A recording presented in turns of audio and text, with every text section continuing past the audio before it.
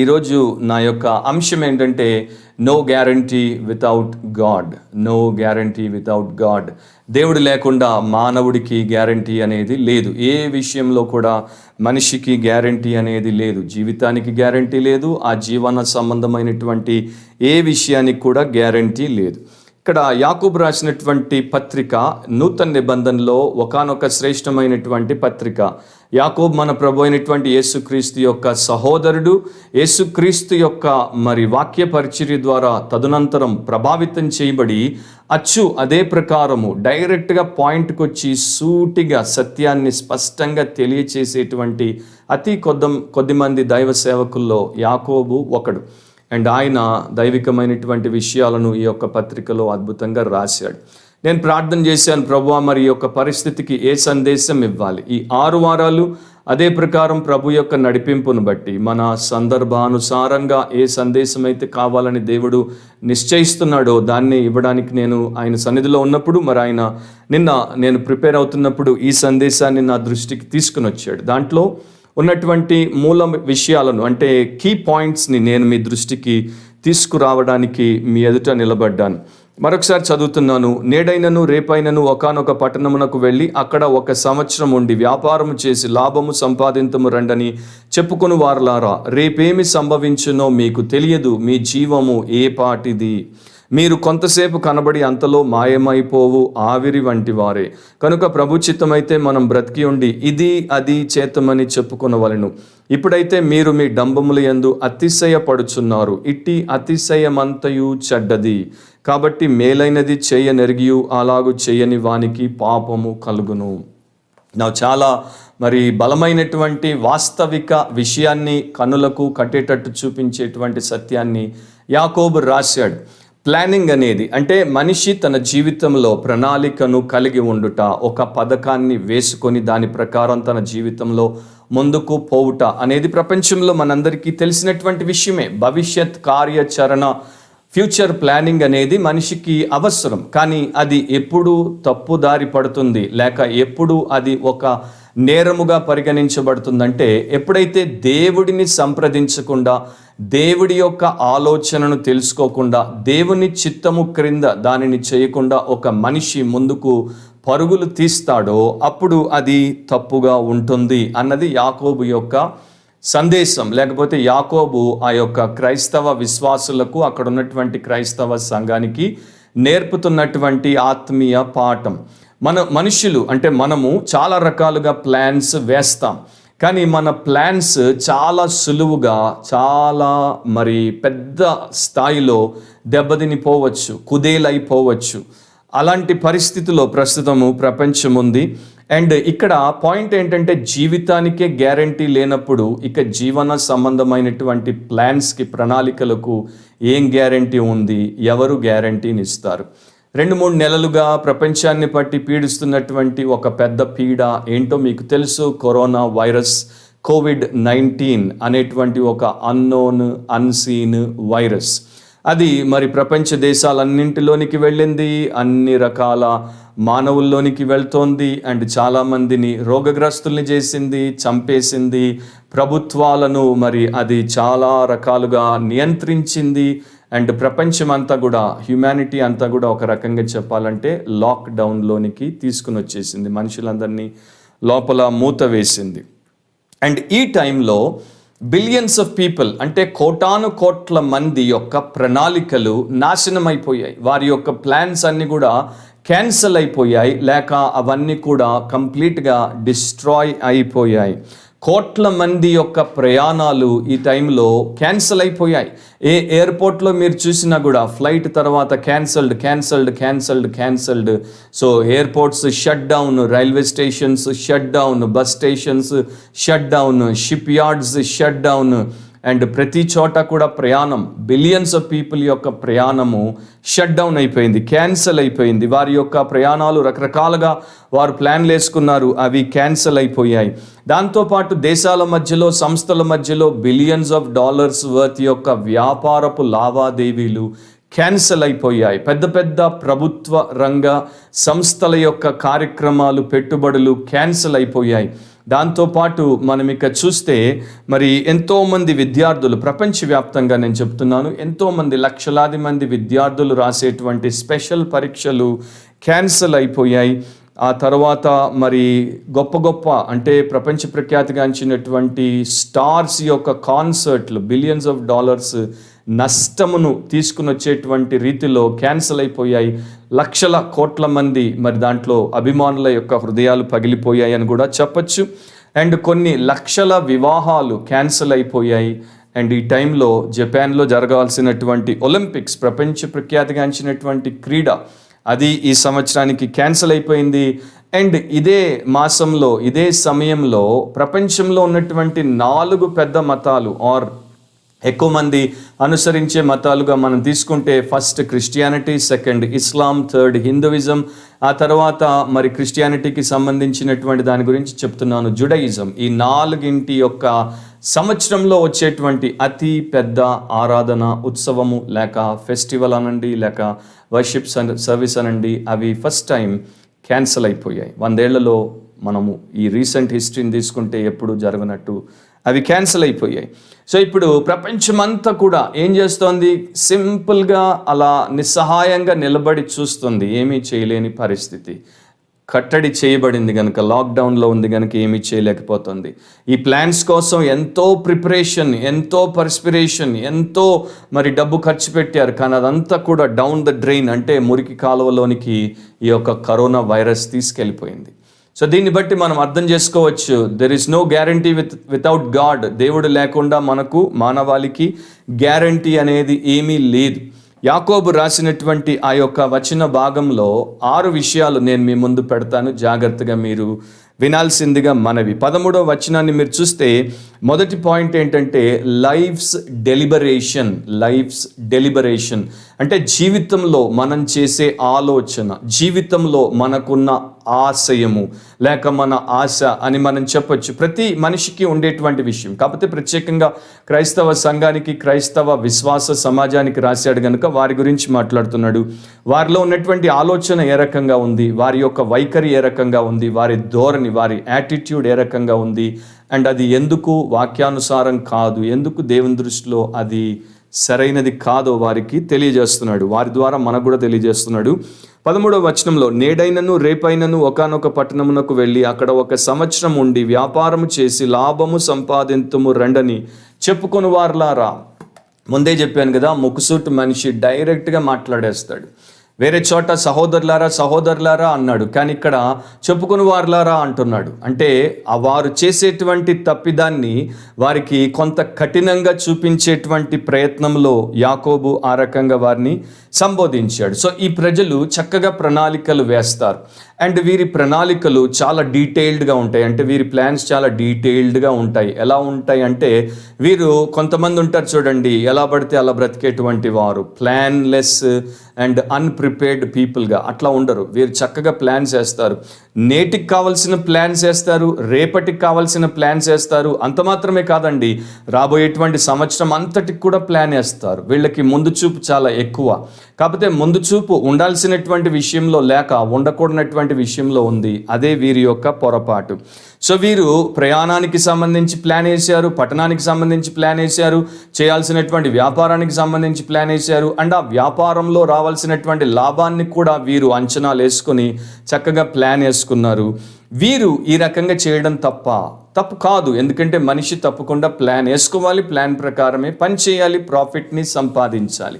కాకపోతే వీరు చేసినటువంటి ఈ యొక్క విషయంలో పొరపాటు ఎక్కడుందంటే, వీరే ఈ ప్లాన్ అంతా వేసుకున్నారు, వీరే దాని యొక్క అధికారులుగా లేకపోతే దాని మీద సంపూర్ణమైనటువంటి హక్కు గలవారిగా ప్రవర్తిస్తూ వచ్చారు. దీంట్లో ఎక్కడ కూడా మనకు దేవుడు లేకపోతే దేవుని యొక్క విషయము, ఆయన చిత్తము కనబడదు.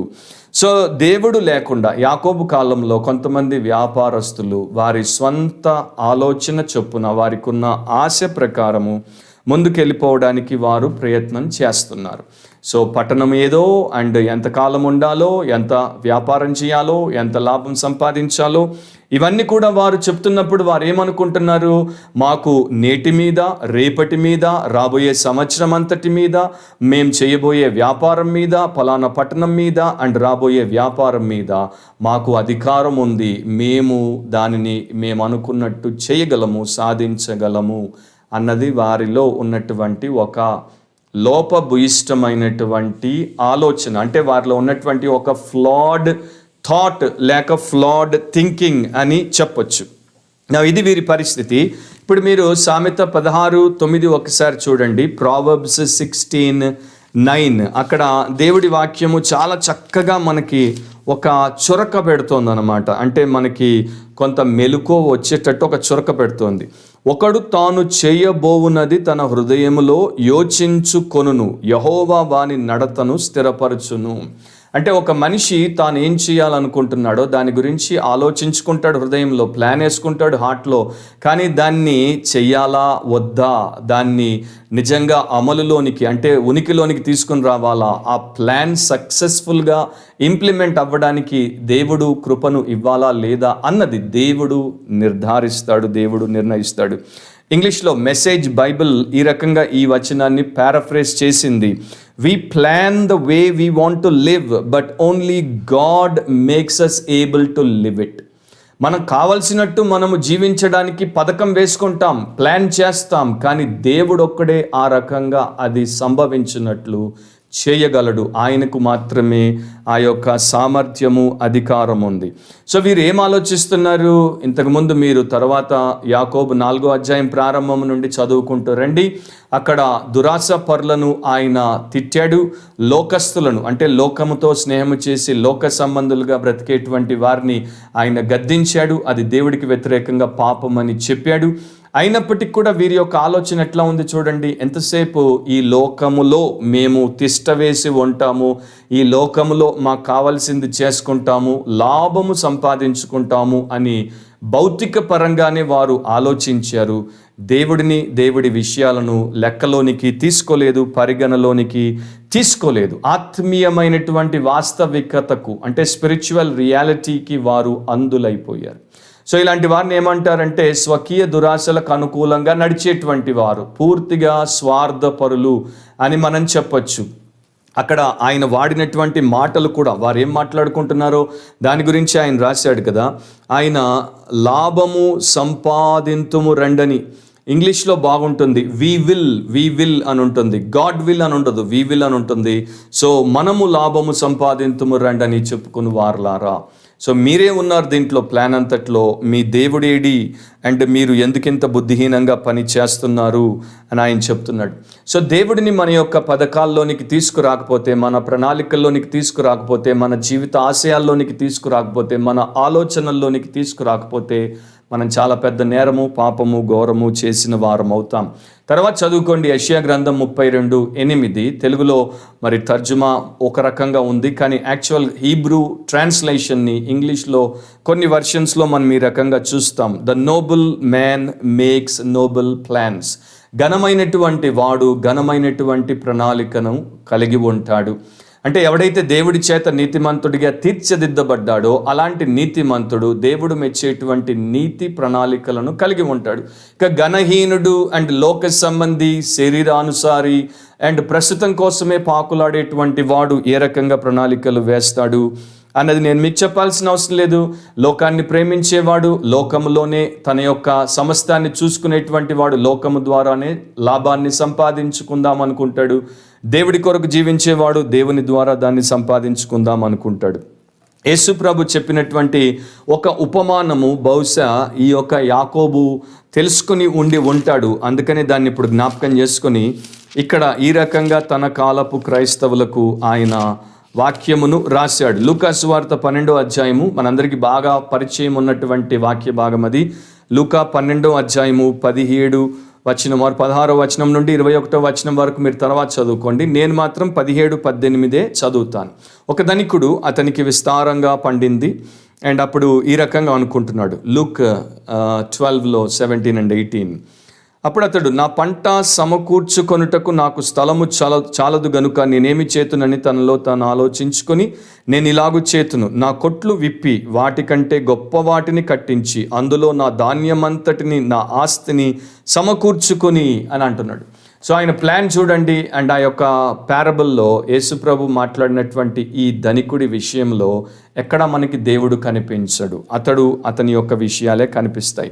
ఇలాంటి వారి గురించే అపోస్తలుడైన పౌలు ఫిలిప్పీ సంఘానికి రాసినప్పుడు 3వ అధ్యాయం 19లో అంటాడు, వారు భూసంబంధమైనటువంటి విషయాల మీదే మనస్సునుంచుతారు. నా ప్రియ సహోదరి సహోదరుడా, కరోనా గురించి చాలామంది చాలా రకాలుగా కామెంట్లు చేస్తున్నారు. లోకం చేసేటువంటి కామెంట్ల గురించి కాదు నేను మాట్లాడేది. క్రిస్టియానిటీలో, క్రైస్తవ లోకంలో, క్రైస్తవ సేవకులు, క్రైస్తవ విశ్వాసులు అండ్ క్రైస్తవ్యముతో రకరకాలుగా సంబంధాలు కలిగినటువంటి వారు చాలా రకాలుగా కరోనా వైరస్ మీద కామెంట్లు చేస్తున్నారు. కొన్ని మాత్రమే వాక్యానికి తగినట్టుగా ఉన్నాయి, ఎక్కువ శాతము మరి వాక్యానికి తగినట్టుగా లేవు. మీకు ఒకవేళ వాక్యము తెలిసి వాక్యము ప్రకారము వివేచించే శక్తి మీకుంటే, అంటే if you have the discernment of the scripture and then you can filter everything according to the scripture, ప్రతిదాన్ని వాక్య ప్రకారం మీరు మరి తీసి చూడగలిగితే తప్పకుండా మీకు అర్థమైపోతుంది ఎవరు కరెక్ట్గా చెప్తున్నారు, ఎవరు తప్పు చెప్తున్నారు అని. సో ఈ రోజున మనం చూసేది ఏంటంటే చాలామంది చాలా రకాలుగా మాట్లాడుతున్నారు, కానీ మనకు దేవుడు ఇస్తున్న సందేశం ఏంటంటే ఆయన సింపుల్గా చెప్తున్నాడు, మీరు కాలానుగుణమైనటువంటి జ్ఞానము కలిగి ఉండాలి. ఇశ్రాయేల్లో 12 గోత్రాలు ఉంటే ఒకే ఒక గోత్రానికి మరి యొక్క కాల వివేచన ఉండేది. మన పరిస్థితిని బట్టే మన ప్రణాళికలు ఉండాలి. సో మన చుట్టూ ఉన్నటువంటి పరిస్థితి ఇంత దారుణంగా ఉన్నప్పుడు మన ప్రణాళికల్లో కూడా మార్పులు రావాలి. అండ్ ఇంకా ఆల్మోస్ట్ 1 నెల భారతదేశము లాక్డౌన్లో ఉన్న ఇంకా భారతీయ క్రైస్తవుల్లో చాలామందికి వాక్యానుసారమైన ఆలోచన లేకుండా లోకానుసారమైన ఆలోచనే ఉండుట చాలా చాలా దారుణమైనటువంటి విషయం. సో ఇక్కడ ఈ పాయింట్ని మీరు చూశారనుకోండి, వాట్స్ ఇన్ దేర్ మైండ్, వారి మనసులో ఏముంది, వాట్ ఈస్ దేర్ మోటివ్, వారి ఉద్దేశం ఏంటి, and what is their life's mission, వారి జీవితం యొక్క లక్ష్యం ఏంటి అనేది మీరు చూస్తే భూ సంబంధమైనటువంటి విషయాల మీదే దృష్టి పెట్టారు. ఇప్పుడు లాక్డౌన్లో ఉన్నటువంటి వారు చాలామంది ఎలా ఉన్నారు, ప్రార్థన చేయరు, వాక్యము చదవరు, ఇలా ఆన్లైన్లో కనెక్ట్ అవ్వరు, భక్తులతో సహవాసంలో ఉండరు, భక్తి పుస్తకాలు చదవరు, ఎదురు చూస్తున్నారు పగలు రాత్రి దేనికోసము, ఎప్పుడు విడుదల వస్తుందా, ఎప్పుడు బయటపడదామా, ఎప్పుడు మన పాత రోత బతుకును మరలా అదే ప్రకారం మరలా బతుకుదామా అని. వైన్ షాపులు మూసేశారు కనుక చాలామంది పెడబొబ్బలు పెడుతున్నారు, వైన్స్ మాకు తెరవండి, మాకు ఇవ్వండి. డ్రగ్ అడిక్ట్లకు డ్రగ్స్ దొరకట్లేదు కనుక వారు నీటిలో నుండి తీసి బయట వేయబడినటువంటి చేపల్లాగా విలవిల కొట్టుకుంటున్నారు. సో ఇంకా చాలామంది చాలా రకాలుగా ఉన్నారు. వీరికి ఎంత పెద్ద భారం వారి మీద పెట్టబడిన బుద్ధి మాత్రం రాదు. సో అలాంటి వారు ఆ రోజుల్లో ఉన్నారు, అలాంటి వారు ఈ రోజుల్లో కూడా ఉన్నారు. రీసెంట్లీ ఒక ఇంటర్నేషనల్ న్యూస్ పేపర్లో ఒక ఆర్టికల్ని చూశాను. కేలీ విల్క్స్ అనేటువంటి ఒక అమెరికన్, కాలిఫోర్నియాలో ఆమె మరి ఒక రోజున బయటికి వెళ్ళి ఒక షాప్లో ఒక చక్కని మొక్కను కొనుక్కొని వచ్చింది. ఆ యొక్క చక్కని మొక్క, అది సక్యులెంట్ ప్లాంట్ అంటారు, అంటే చాలా చిన్నగా మరి గుబురుగా ఉండి అలా చిన్న సైజు మొక్క కానీ గుబురుగా అంత చాలా థిక్గా ఉన్నటువంటి మొక్క అన్నమాట. సో దాన్ని ఆమె ఆ పాట్తోనే తీసుకుని వచ్చింది, ఇంట్లో ఒక చోట పెట్టింది. చక్కగా అది తాజాగా కనపడుతోంది, అందమైన రంగుతో కనపడుతోంది, చూస్తూ మురిసిపోయేది, రోజు నీళ్లు పోసుకునేది.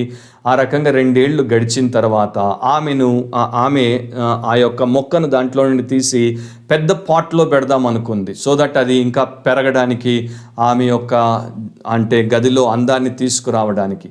కానీ ఎప్పుడైతే ఆమె దాని దగ్గరగా వచ్చి దాన్ని పట్టుకొని తీసే ప్రయత్నం చేసిందో, ఫస్ట్ టైం దాని యొక్క ఫీల్ ఆమెకు కొంత వింతగా అనిపించింది. దాని తర్వాత ఇంకా జాగ్రత్తగా మొత్తం అంతా మొక్కను పట్టుకొని ప్రతి ఆకును తడిమి చూసినప్పుడు ఆమె ఆశ్చర్యపోయింది. ఏంటంటే 2 ఏళ్లుగా ఆమె ఇంట్లో ఆమె ప్రేమతో నీళ్లు పోసి చూసుకుంటూ వచ్చినటువంటి ఆ సక్యులెంట్ ప్లాంట్ రియల్ ప్లాంట్ కాదు, అదొక ప్లాస్టిక్ ప్లాంట్.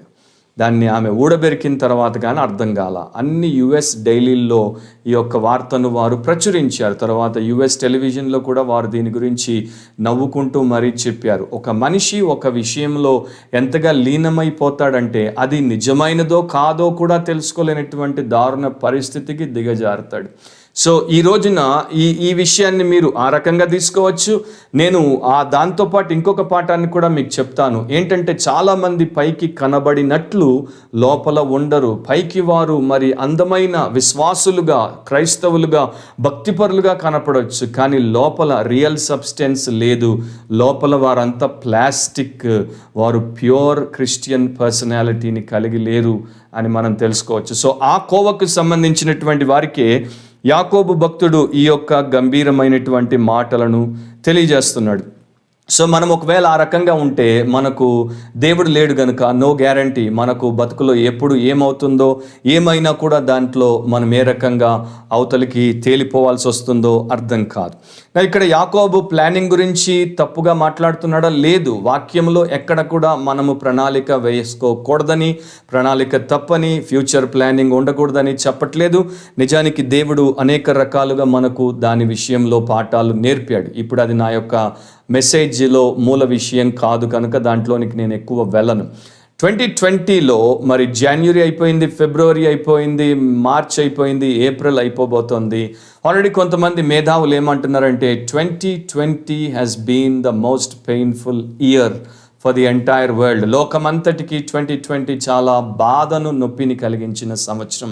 అసలు మనము ఇంకొక నెల తర్వాత బయటపడితే ఈ మొదటి 4 నెలల్ని జనవరి నుండి ఏప్రిల్ వరకు మన 2020 క్యాలెండర్ నుండి ఇరేజ్ చేసేద్దాం. ఆ యొక్క అంటే చెడు జ్ఞాపకాన్ని అసలు మన లైఫ్లో జరగనట్టు తుడిచి పారేద్దామని కూడా కొంతమంది అంటున్నారు. అయ్యే పని కాదు. ఎందుకంటే నీ క్యాలెండర్ మీద నువ్వు దాన్ని గీకేయచ్చు, కానీ అది లైఫ్లో ఒక భాగం అయిపోయింది. దాంట్లో నుండి మనము బయటపడుట అనేది కష్టం. దాంట్లో నుండి బయటికి వస్తున్నాం ఇప్పుడే. సో దేవుడి ప్రజలు ప్లానింగ్ విషయంలో ఏ రకంగా ఉన్నారో తర్వాత మీరు నోట్ చేసుకోండి, రాసుకోండి. చదవడానికి మనకి సమయం లేదు. యోసేపు చాలా శ్రేష్టముగా తన ప్రజలందరి కొరకు, దేశ జనాభా అంతటి కొరకు రాబోయే 7 సంవత్సరాలు కరువు వస్తుంది కనుక సమృద్ధి గల 7 సంవత్సరాల్లో పంటను కూర్చి వాటిని చక్కగా గోదాముల్లో పెట్టించి వారికి పంపిణీ చేశాడు. అది మనకు ఆదికాండం 41:35లో ఆయన ఇచ్చిన ఆలోచన, ఆయన ప్రణాళిక. జెనసిస్ 41:35లో. తర్వాత ఇక మీరు సామెత 6వ అధ్యాయం 6 నుండి 8 వరకు చదివితే దేవుడే స్వయంగా చెప్పాడు. ప్రావర్బ్స్ 6:6-8లో go to the ant and learn the lesson that is needed for your life. నీ జీవితానికి కావాల్సినటువంటి పాఠాన్ని ఆ యొక్క మరి చీమల దగ్గరికి వెళ్ళి నేర్చుకో. భవిష్యత్తు కొరకు అవి ఏ రకంగా పథకం వేస్తాయి, ఏ రకంగా పోగు చేస్తాయి, ఏ రకంగా పకడ్బందీగా ఏర్పాటు చేసుకుంటాయి, వాటికి పై అధికారి లేకపోయినా కూడా ఎంత చక్కగా వివేకంతో నడుచుకుంటాయి. చీమల దగ్గర నేర్చుకో అని దేవుడు చెప్పాడు. సో ఈ రకంగా మనం భవిష్యత్తు కొరకు సిద్ధపడినప్పుడు మనము విశ్వాసులం కదా, మనం భక్తులం కదా, మనకు ఉండాల్సినటువంటి ఆలోచన ఏంటి? వాక్యం మనకేం చెప్తోంది? పైనున్న వాటి మీదే మనస్సు పెట్టమంటోంది. పైనున్న వాటిని గురించే మీరు వెదకాలి అని దేవుడి వాక్యం చెప్తోంది. భూమియు దాని యొక్క ఆశయు గతించిపోతాయి గనుక వీటి కొరకు మనం ప్రాకులాడకూడదు. దైవ చిత్తానుసారంగా దేవుని యొక్క అధికారం కింద మన జీవన సంబంధమైన ప్రణాళికలు వేసుకోవాలి. వాటిలో ప్రభు వర్ధిల్ల చేస్తే వర్ధిల్లాలి. కానీ మనము ఆయన కొరకు, ఆయన విషయాల కొరకు ప్రాముఖ్యంగా ప్రథమముగా ప్రణాళికను కలిగి ఉండాలి. 116వ కీర్తన 12వ వచనంలో సామ్ 116:12లో ఈ రకంగా రాయబడి ఉంది. యెహోవా నాకు చేసిన ఉపకారములన్నింటికి నేను ఆయనకేమి చెల్లించుదును? ఈ రోజున మనం చూస్తున్నాం 2 లక్షల మంది కరోనా వ్యాధిన పడి చనిపోయారు. ఇది సరైన లెక్క కాదు అని కూడా ఎక్స్పర్ట్స్ మనకి చెప్తున్నారు. బహుశా 5 లక్షలు చనిపోయారేమో, 20 లక్షలు చనిపోయారేమో మనకు తెలియదు, కానీ చాలామంది చనిపోయారు. ఇప్పుడు ఇలాంటి పరిస్థితుల్లో రేపు నీకు కరోనా వస్తుందో, నాకు కరోనా వస్తుందో, రేపు మనకు ఇది కాకుండా ఇంకో రకంగా ప్రాణం పోతుందో మనకు తెలియనప్పుడు మన ధ్యాస, మన యొక్క ఆలోచన ఏ రకంగా ఉండాలంటే, దేవా నీవు నాకు ఇంత గొప్ప మేలు చేసావు, ఉపకారం చేసావు, నా పాపాన్ని క్షమించావు, నీవు సెలవులో దాన్ని భరించావు, నీ పవిత్ర రక్తాన్ని చిందించావు, నాకు బదులు చనిపోయి సమాధి చేయబడి తిరిగి లేచావు, నాకు నూతన సృష్టిగా అయ్యే భాగ్యాన్ని ఇచ్చావు, సమృద్ధి గల జీవాన్ని ఇచ్చావు, నిత్య జీవాన్ని ఇచ్చావు. నీ రక్తముతో నన్ను కొని నీ సొత్తుగా చేసుకున్నావు, నన్ను నీ శిష్యునిగా, నీ ప్రతినిధి రాలుగా పెట్టావు. సో నేను నీకు నా రుణాన్ని ఏ రకంగా తీర్చుకుంటాను అని చెప్పి దేవుడితో సంబంధం పెట్టుకొని దేవుడిని సంప్రదించి దేవుడి ద్వారా వారి జీవితాల్లో దైవికమైనటువంటి కార్యాలు సాధించుటకు ముందుకెళ్ళాలి. బైబిల్ ఒక మాట చెప్తోంది, మర్చిపోవద్దు, we are heirs together with Christ. మనము క్రీస్తు తోడి వారసులమై ఉన్నాం. క్రీస్తు దేవుడి రాజ్యం కోసం ఏం చేశాడో మీకు తెలుసు. మరి నేను దేవుడి రాజ్యం కోసం ఏం చేస్తున్నాం? దానికోసం మన దగ్గర అసలు ఏదైనా ఒక్క ప్లాన్ అయినా ఉందా? To extend the Kingdom of God ఈ టైంలో చాలా అవసరం అండ్ చాలా సులువు కూడా. అలాంటప్పుడు దాని గురించి మనం ఏమైనా ప్లాన్ వేస్తున్నామా, లేకపోతే ఇంకా మన పాపిష్టి పొట్ట కోసము, మన పాపిష్టి మనసు కోసము, మన పాపిష్టి జీవిత ఆలోచనల కోసమే ప్లాన్లు వేసుకుంటున్నామా? రెండో పాయింట్లోనికి వెళ్దాము. లైఫ్స్ డ్యూరేషన్ అంటే జీవితము అల్పకాలముండున్నది అని ఆయన 14వ వచనంలో చెప్పాడు. రేపేమి సంభవించునో మీకు తెలియదు, మీ జీవం ఏ పాటిది, మీరు కొంతసేపు కనబడి అంతలో మాయమైపోవు ఆవిరి వంటి వారే. సో వారి యొక్క ప్లాన్స్ ఏ రకంగా ఉండకూడదో చెప్పాడు, అండ్ ఆ రకంగా ఎందుకు ఉండకూడదో దాని గురించి ఇప్పుడు ఎక్స్ప్లెయిన్ చేస్తున్నాడు. మన జీవితం ఏంటి? మొమెంటరీ అంటారు కదా, అల్పకాలము, ఇప్పుడు కనబడుతుంది, కాసేపట్లో మాయమైపోతుంది అని యాకోబు భక్తుడు అంటున్నాడు. రేపేమి సంభవించునో మీకు ఏమి తెలుసు? రేపటిదాకా ఎందుకు ఆలోచిస్తున్నారు? వచ్చే సంవత్సరం దాకా ఎందుకు ఆలోచిస్తున్నారు? వాటి గురించి ఎందుకు ఇప్పుడు ఇంత ధీమాతో దర్జాగా ప్లాన్లు వేసుకుంటున్నారు? అసలు నెక్స్ట్ మూమెంట్ ఏం జరుగుతుందో మీకు తెలియదు. రేపటి మీద దేవుడు ఒక తెరను వేసి పెట్టాడు, దాని మీద ఒక కర్టన్ని పెట్టాడు. బైబిల్లో ఎక్కడ కూడా రేపటిని గురించి మనము చింతించుట కానీ, ఆలోచించుట కానీ, లేకపోతే ఇంకొకటి చేయుట కానీ వాక్యము మనకు చెప్పదు. నేటి గురించి దేవుడి వాక్యం మాట్లాడుతుంది. అండ్ మన జీవితము అల్పకాలం ఉండేటువంటిది. మనము ఈ తరువాత క్షణంలో ఏం జరుగుతుందో ఎరుగనటువంటి వారము.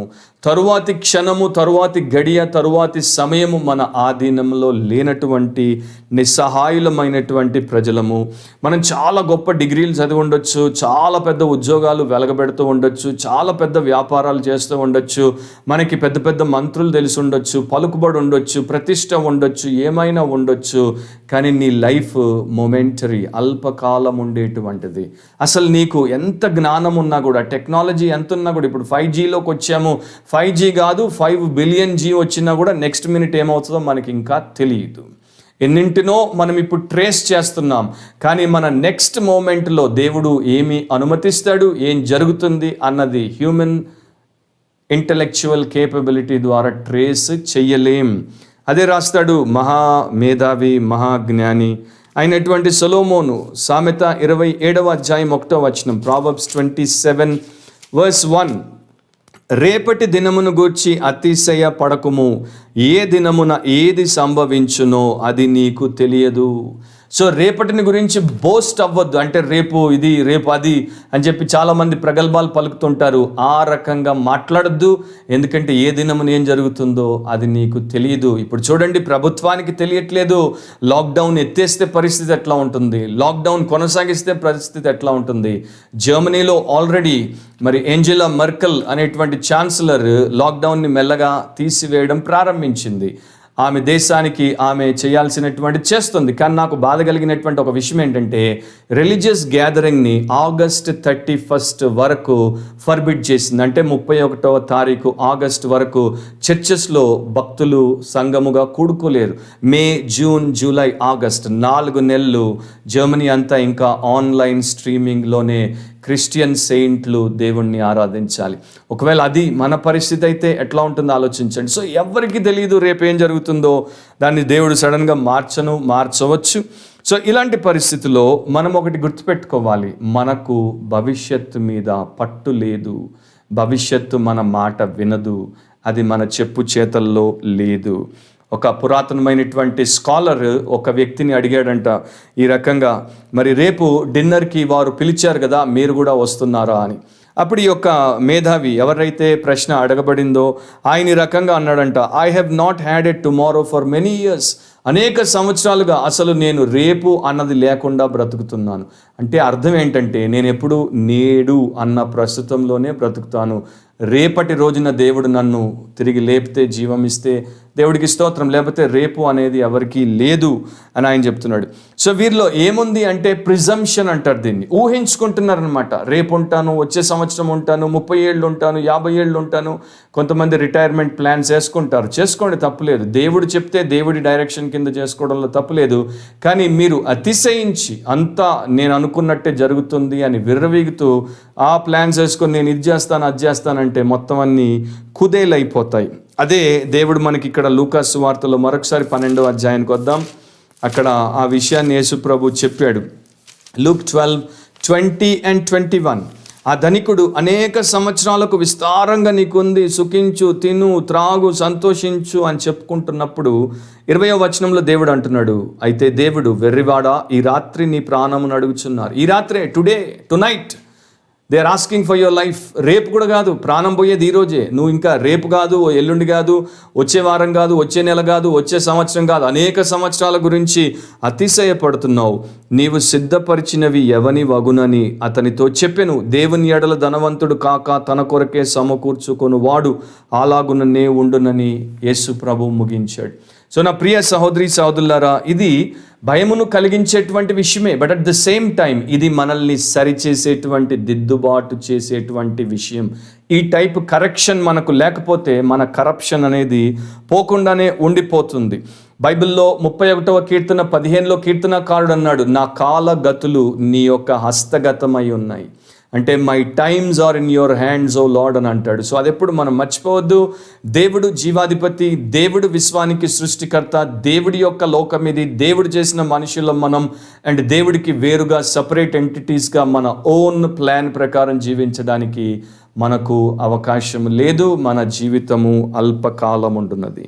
ఒక పాత ఆంగ్ల గేయంలో మాటలు ఈ రకంగా ఉంటాయి. Life at best is very brief, like the falling of a leaf, like the binding of a sheaf. దాన్ని మీరు ఆలోచించండి. ఇక మూడో దాంట్లోనికి మనం వెళ్ళిపోతే అదే 14వ వచనంలో లైఫ్స్ డెఫినేషన్ని కూడా ఇచ్చాడు. జీవితం యొక్క నిర్వచనాన్ని ఇచ్చాడు. లైఫ్స్ డెఫినేషన్ ఏంటా డెఫినేషన్? జీవితాన్ని యాకోబు ఏ రకంగా వర్ణించాడు, ఏ రకంగా వివరించాడు? మీరు కొంతసేపు కనపడి అంతలో మాయమైపోవు ఆవిరి వంటి వారే, ఆవిరి వంటి వారు. You are like a mist, like a vapour. అది కాసేపు కనపడుతుంది, అపియర్ అవుతుంది, మరలా సడన్గా డిసపియర్ అవుతుంది. So what is your life? మీ జీవము ఏ పాటిది? అది సూటి ప్రశ్న అనమాట. What is your life? మీ జీవం ఏ పాటిది? నీవు ఎవడివైతే, నీవు ఎంతటి వాడవైతే, నీవు ఎంతటి దానవైతే, నీ జీవితం ఏంటి? నీ జీవం ఏ పాటిది? నీవు ఆల్రెడీ ఒక మిస్ట్తో పోల్చబడ్డావు అని యాకోబు భక్తుడు మనకి తెలియజేస్తున్నాడు. మిస్ట్ అంటే తెలుసు కదా, ఆ యొక్క గాలిలో ఉన్నటువంటి తేమ అనొచ్చు, లేకపోతే ఆవిరి అనొచ్చు, లేకపోతే బయటకు వచ్చేటువంటి పొగ, స్టీమ్ అనొచ్చు. అది ఇంకో రకంగా చెప్పాలంటే స్టఫ్, పఫ్ వితౌట్ స్టఫ్ అనొచ్చు. అంటే అది ఇట్లా కనబడుతుంది కానీ దాంట్లో ఏమి స్టఫ్ ఉండదన్నమాట. అలాంటిది మన జీవితం. స్మోక్ వితౌట్ సబ్స్టెన్స్ అంటారు చూడండి, పొగ, దాంట్లో పదార్థం ఏమీ లేదు, పదార్థం లేని పొగ అనొచ్చు. సో ఇది ఏమి సూచిస్తుంది? మీరు చాలా చాలా బలహీనులు, మీరు చాలా నిస్సహాయులు. మీ జీవము మీ అంతటా మీరు జీవించుటకు సృజించబడిన వారు కారు. మీకు ఆధారము అవసరము, మీకు దేవుడు అవసరము అన్నదాన్ని చూపిస్తూ మనల్ని మనకు మరి తగ్గించుకోమని చెప్తున్నాడు. నాకు చాలా ఇష్టమైనటువంటి ఒక వచనం యాకోబు 4:10. అక్కడ ఏమనుంటుంది? ప్రభు దృష్టికి మిమ్మును మీరు తగ్గించుకొనుడి, అప్పుడు ఆయన మిమ్మును హెచ్చించును. సో నిన్ను నీవు, నన్ను నేను ప్రభు దృష్టికి తగ్గించుకోవాలి. మనమేంటి? మనము ఆవిరి వంటి వారము. ఓల్డ్ టెస్టమెంట్లో కూడా లైఫ్ యొక్క మరి డెఫినేషన్ని రకరకాలుగా గ్రాఫిక్ పిక్చర్స్లో దేవుడు మనకి చూపించాడు. ఒక చోట దాన్ని గడ్డితో పోల్చాడు, ఒక చోట దాన్ని నీడతో పోల్చాడు, ఒక చోట దాన్ని ఆవిరితో పోల్చాడు, అండ్ ఒక చోట దాన్ని మబ్బుతో పోల్చాడు, ఒక చోట దాన్ని పొగతో పోల్చాడు. ఇవన్నీ కూడా అశాశ్వతమైనవి, ఇవన్నీ కూడా బలహీనమైనవి, ఇవన్నీ కూడా కాసేపు కనబడి అంతలో మాయమైపోయేటువంటివి. ఇవన్నీ కూడా ఒకరోజు అండ్ ఒక సమయంలో ఉండిపోయేవి, నిరంతరము ఉండనటువంటివి. సో యాకోబు యొక్క పాయింట్ ఏంటి? మీరు ఆవిరి వంటి వారు కదా, మీ లైఫ్ స్పాన్ ఎంత? మీరు ఎంతసేపు ఉంటారు? మీరు కాసేపు కనపడి అంతలో మాయమైపోతారు. ఎందుకని రేపటి గురించి, వచ్చే సంవత్సరం గురించి, 10 సంవత్సరాల గురించి, 30 సంవత్సరాల గురించి పథకాలు వేసుకుంటున్నారు? ఈ రోజున నేను చాలా దేశాలకు వెళ్ళొచ్చాను. ఆ దేశాల్లో ఉన్నటువంటి యవనస్తులు, అండ్ ముఖ్యంగా నేను మన క్రైస్తవ యవనస్తుల గురించి మాట్లాడుతున్నాను. రకరకాలుగా కలలు కన్నారు, రకరకాలుగా ప్లాన్స్ వేసుకున్నారు, రకరకాలుగా కష్టపడి డబ్బును సేవ్ చేసుకున్నారు, రకరకాల పనులు, దాంట్లో కొన్ని తప్పుడు పనులు కూడా చేశారు. ఆ దేశాలకు వెళ్ళారు. ఇప్పుడు ఆ దేశాల్లో వారికి విద్యలో, లేక ఉద్యోగంలో, లేకపోతే అక్కడ స్థిరపడడానికి వీసా విషయంలో అవకాశాలు లేకపోయేసరికి గిలగిల్లాడిపోతున్నారు, విలవిల్లాడిపోతున్నారు. అండ్ వారిలో ఎంతో మందికి, నాకు ఎంత జుట్టు రాలిపోయిందో అంతకన్నా ఎక్కువ మందికి నేను పదే పదే చెప్పిన మాట ఏంటంటే, దేవుణ్ణి అడిగారా? దేవుడు వెళ్ళమన్నాడా? ఇది దేవుడి చిత్తమా, లేక సొంత ప్యాషనా, సొంత ఉద్రేకమా? ఆలోచించండి. అప్పుడు మేమేంటి చెప్పండి? ఆఫ్టర్ ఆల్ సేవకులు అంటే అందరికన్నా కాళ్ళ దగ్గర ఉండేటువంటి వారు. సో మమ్మల్ని లెక్క చేయలేదు. ఈ రోజు నాకు 2 బాధలు ఉన్నాయి. ఒక బాధ ఏంటంటే నా దేవుడిని వారు లెక్క చేయలేదు. రెండవది, ఈ రోజున వారు బాధపడి నాకే ఫోన్ చేసి ప్రార్థన చేయండి అన్న, ఏం చేయాలో అర్థం కాలేదు, ఇటు రాలేము అటు ఉండలేము. సో ఏం చేద్దాము? ఇప్పుడు అక్కడ నుండి, లండన్ నుండి ఇండియాకి వచ్చేసి ఇక్కడ ఉందామంటే రాలేరు, ఆస్ట్రేలియా నుండి వెనక్కి వద్దామంటే రాలేరు, అమెరికా నుండి వెనక్కి వద్దామంటే రాలేరు, కెనడా నుండి వద్దామంటే రాలేరు, ఇంకో చోటు నుండి వద్దామంటే రాలేరు, అక్కడ ఉండలేరు, ఇక్కడికి రాలేరు. దేవుడిని అడుగుంటే దేవుడు ఇలాంటి పరిస్థితుల్లోనికి వారిని వెళ్ళనిచ్చేవాడు కాదేమో, దేవుడు ఇక్కడే వారిని చక్కగా దీవించేవాడేమో, ఇంకా చాలా చాలా ఉన్నతమైనటువంటి విషయాలు దేవుడి వారి జీవితాల్లో జరిపించేవాడేమో. కానీ వారు ఆ రకంగా అనుకోలేదు. వారు మేము ఆవిరి వంటి వారము అనుకోలేదు. వారు ఏదేదో అనుకున్నారు, వెళ్ళిపోయారు. ఒకటి గుర్తుపెట్టుకోవాలా, దేవుడు మానవ జీవితము చాలా సంకుచితమైనది. Human life is very short అని చూపిస్తున్నాడు. దాన్ని బట్టి మనము జాగ్రత్త పడాలి. అండ్ మన యొక్క విషయంలో దైవ చిత్తానుసారంగానే అడుగులెయ్యాలి. 1 పేతురు 4వ అధ్యాయం 3వ వచనం, 1 Peter 4:3లో ఈ రకంగా ఉంటుంది: మనము పోకిరి చేష్టలు, దురాశలు, మద్యపానము, అల్లరితో కూడిన ఆటపాటలు, త్రాగుబోతుల విందులు, చేయదగని విగ్రహ పూజలు మొదలైన వాటి యందు నడుచుకొనుచు అన్య జనుల ఇష్టము నెరవేర్చుచుంజుటకు గతించిన కాలమే చాలును. సో ఒకప్పుడు ప్రభు దగ్గరికి రాకమునుపు మనమంతా పాపమే చేశాం, అన్య జనుల్లాగే ప్రవర్తించాం, లోకంలో ఉన్నటువంటి పాపిష్టి ఆలోచన చొప్పునే మనం నడిచాం. కానీ ఇప్పుడు ప్రభు దగ్గరికి వచ్చాం కదా, మీరు యేసుని నమ్మారు కదా, పాప క్షమాపణ పొందారు కదా, రక్షించబడ్డారు కదా, దైవ స్వభావంలోనికి పాలిభాగస్తులు అయ్యారు కదా, పరిశుద్ధాత్మతో నింపబడ్డారు కదా, ప్రతినిత్యము దేవుడి వాక్యము పరిశుద్ధపరిచేటువంటి వాక్యముతో పరిశుద్ధపరచబడుతున్నారు కదా. మరి ఇంకా ఎందుకని మీ ఆలోచన మారలేదు? ఎందుకని ఇంకా మీ మనస్తత్వం మారలేదు? ఎందుకని ఇంకా మీ వ్యక్తిత్వంలో ఆ చిల్లులు ఉన్నాయి? ఎందుకని మీరు ఇంకా తప్పటడుగులే వేయడానికి మొగ్గు చూపుతున్నారు? ఎందుకని ఒకప్పటి పాపమునకు చేసిన కాలము చాలు, ఇక దేవుడిచ్చినటువంటి కొత్త అవకాశాన్ని, ఈ 2వ జీవాన్ని దేవుడి కోసం నేను వాడాలి. నేను ఏ పాటి వాడను? నేను ఆవిరి వంటి వాడను, నేను ఆవిరి వంటి దానను. సో నా జీవితం ఎగిరిపోక మునుపు అది దేవుణ్ణి మహిమపరచాలి అన్న ఆలోచన ఎందుకు రావట్లేదు అని ఆయన ప్రశ్నిస్తున్నాడు. సో నా ప్రియ సహోదరి సహోదరులారా, ఎందుకు రాదో నేను చెప్తాను. సెల్ఫ్ కాన్ఫిడెన్స్ ఉన్నప్పుడు అది రాదు నీకు. సేవియర్లో కాన్ఫిడెన్స్ ఉంటేనే వస్తుంది. సెల్ఫ్ కాన్ఫిడెన్స్ అంటే స్వంతం మీద నమ్మకం, స్వంతం మీద ఆధారపడడం, స్వంతమును బట్టి మరి విర్రవీగడం అనేది ఉన్నప్పుడు అది మనకు దేవుడికి దూరంగానే ఉంచుతుంది, నాశనానికి నడిపిస్తూ ఉంటుంది. సో మనకు హ్యూమన్లో, ఎస్పెషల్లీ క్రిస్టియన్ డిసైపుల్స్లో ఏం బ్రేక్ అవ్వాలంటే సెల్ఫ్ కాన్ఫిడెన్స్ని దేవుడు బ్రేక్ చేయాలి. ఒక సహోదరి, ఆమె ఒక చరిత్రకారురాలు, హిస్టోరియన్. ఆమె యవన స్త్రీలు అంటే గర్ల్స్, యంగ్ టీనేజ్ గర్ల్స్ యొక్క డైరీలను పరిశీలనగా చూసింది. 150 సంవత్సరాల క్రితం ఉన్నటువంటి యవనురాండ్ర డైరీలను చదివింది, ప్రస్తుతం ఉన్నటువంటి యంగ్ క్రిస్టియన్ గర్ల్స్ డైరీలను చదివింది. 150 ఏళ్ల క్రితం ఉన్నటువంటి అమ్మాయిలు, క్రైస్తవ భక్తురాళ్ళు, వారి జీవితంలో ఏదైనా పెద్ద సమస్య వస్తే, విపత్కర పరిస్థితి వస్తే వారు దేవుడి మీద ఆధారపడేవారు, ప్రార్థన చేసేవారు, బైబిల్ తిప్పి దాంట్లో ఉన్న దైవ జ్ఞానాన్ని తీసుకొని వారి యొక్క పరిస్థితులకు కావలసిన పరిష్కారాలు చూపుకునేవారు. అక్కడ ఈ యొక్క హిస్టోరియన్ ఏమంటుందంటే దే వర్ గాడ్ డిపెండెంట్. కానీ ఇప్పుడున్నటువంటి సో కాల్డ్ ఈ యొక్క మోడర్న్ మరి church going young Christian girls ఎట్లా ఉన్నారంటే వారి డైరీలో ఎక్కడ చూసినా కూడా it's all filled up with self. ఎక్కడ చూసినా కూడా నేను నాకు నా ఇది అది, ఎక్కడ దేవుడు కనిపించాడు. సో వారి స్ట్రగుల్స్లో, వారి టెంప్టేషన్స్లో, వారి ప్రాబ్లమ్స్లో, వారి యొక్క ఆబ్స్టకల్స్లో వారు తలమునకలవుతున్నారు, వారే తీర్చుకునే ప్రయత్నం చేస్తున్నారు, కానీ దేవుడిని ఆశ్రయించట్లేదు. Reason self confidence, self ego, లేకపోతే వాట్ ఎవర్ మీరు అనండి, అదనమాట ఆ పరిస్థితి. So 150 years back young Christian girls ఎట్లా బతికారు అండ్ ఇప్పుడున్నటువంటి యంగ్ క్రిస్టియన్ గర్ల్స్ ఎట్లా బతుకుతున్నారు. అందుకనే మనం వింటున్నాం చాలా మ్యారేజెస్ ఈ రోజున మరి పెళ్ళిళ్ళు ఆ యొక్క విడాకులకు దారి తీస్తున్నాయి. కారణం ఏంటంటే క్రిస్టియన్ గర్ల్స్ యొక్క, క్రిస్టియన్ విమెన్ యొక్క పరిస్థితి ఏంటో మనకు అర్థమవుతుంది. నా ఇప్పుడు అపోస్తలుడైనటువంటి పౌలు ఏమి రాశాడో నేను మీకు వినిపిస్తాను. 2 కొరింథీ 1:9 2 Corinthians chapter 1 verse 9. మరియు మృతులను లేపు దేవుని యందే గాని మా యందే మేము నమ్మిక ఉంచకుండునట్లు మరణమగుదుమను నిశ్చయము మా మట్టుకు మాకు కలిగి ఉండెను. అపోస్తలుడైనటువంటి పౌలు, అతని ద్వారా దేవుడు విశేషమైన మహత్కార్యాలు చేశాడు, అనేక అద్భుతాలు చేశాడు. ఆయన చెమట గుడ్డను తీసుకెళ్లి రోగి మీద పెడితే రోగాలు పోయేవి, దయ్యం పట్టిన వాడి మీద పెడితే దయ్యాలు పోయేవి.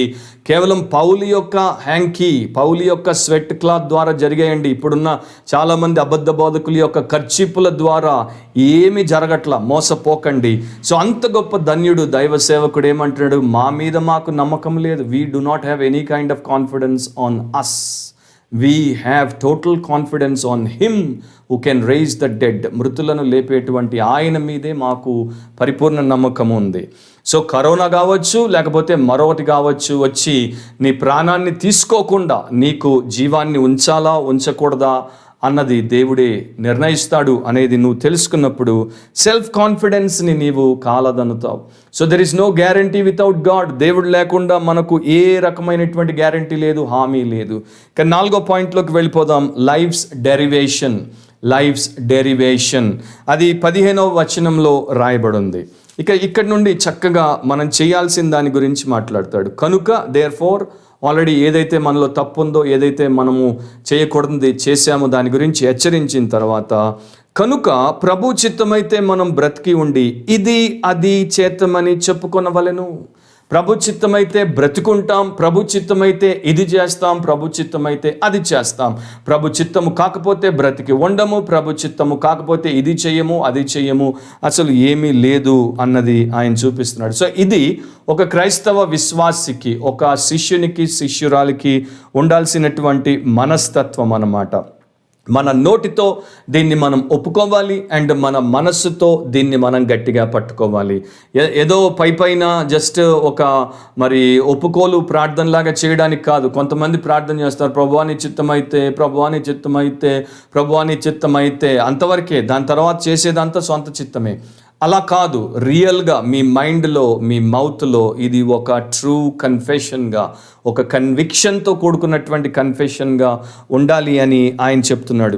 సో మనము ఇండిపెండెంట్గా బ్రతకడానికి సృష్టించబడలేదు, గాడ్ డిపెండెంట్గా బ్రతకడానికి సృష్టించబడ్డాం. దేవుడి మీద ఆధారపడి బ్రతకడానికి సృష్టించబడ్డాం. తర్వాత చదువుకోండి సామెత 3, స్వబుద్ధిని ఆధారము చేసుకొనక ఆయన అధికారానికి నీవు పూర్తిగా లోబడమని దేవుడి వాక్యం చెప్తుంది. సో దాన్ని గాడ్ డిపెండెంట్ లైఫ్ అని అంటారు.